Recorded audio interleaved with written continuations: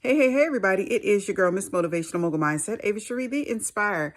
And I wanted to come and do my Wake Up Wednesday because it is grind time. And so I wanted to talk about idolatry and how we obsess and stress over things so much that it can become idolatry. And I was going through different things in the last few weeks and different situations over the span of my life where it stressed me out the most, right? And we know that stress does a doozy on our body and our mental. And I realized that stress can also come from the root of false expectations. We invest so much in expecting things from others, sometimes what we do for them, not monetarily. I always stress that. I'm talking about showing up when you're going through your own things and you prioritize someone else's needs above your own because you willfully do it, because you genuinely do it, because you want to be there. And so the false expectation comes from the fact that everybody in life will have a time when you need that support. And nobody should just wait to say when somebody else didn't show up for them. So that's why they're not showing up for them, or they hold it on their heart so heavy, not taking into consideration the amount of strength they might have mustered to show up for them in the past or present. And so when we sit around and dwell on these things, it becomes a false expectation. It becomes an idol in our mind because we really obsess about it and tabulate it and wait to use it and wait to post it and wait to send innuendos and drop hints about how they think or how we think somebody should have showed up for us. I am guilty of that. And so when I realized that that was an obsession and idolatry, I realized that during the time and the amount of time it took for me to obsess about who did what and who did not, God was blessing me in that time, in that season.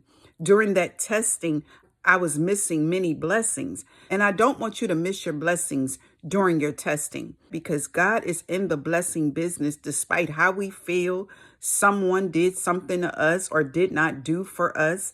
God is in the blessing business because he is so pure and good. And if we don't see the blessing because the situation or the issue or the strife or the test seems much more bigger than this little seed or this little token of appreciation from somewhere else, I would imagine that that is ungratefulness. That is a level of being unthoughtful to what God sends us in the midst, reminding us that he is in the blessing business despite what it feels like, despite what it looks like. And we can totally miss it. And what are we focusing on more? Are we focusing on the fact that during the test, we know for sure we have hope, faith, and belief, and we trust God for it all?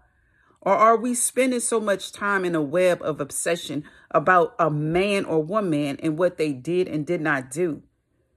And then how ungrateful is that? And how unkind is that when we soup ourselves up to think that we're great people, but instead we're putting a mandate and a false expectation on someone because what we feel they did or didn't do or should have done. That is idolatry.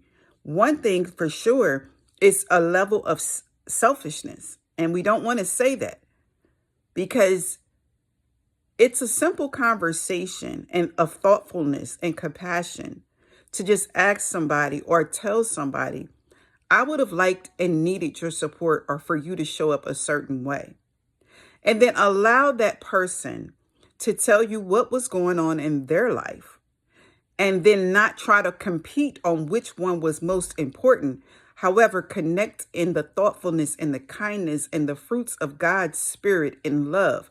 Connect your heart posture to theirs so that both of you guys can overflow with God's love. All right? This is your girl, Miss Motivational Mogul Mindset, Ava Cherie, the Inspire. God's love to you, God's healing to you, God's joy to you.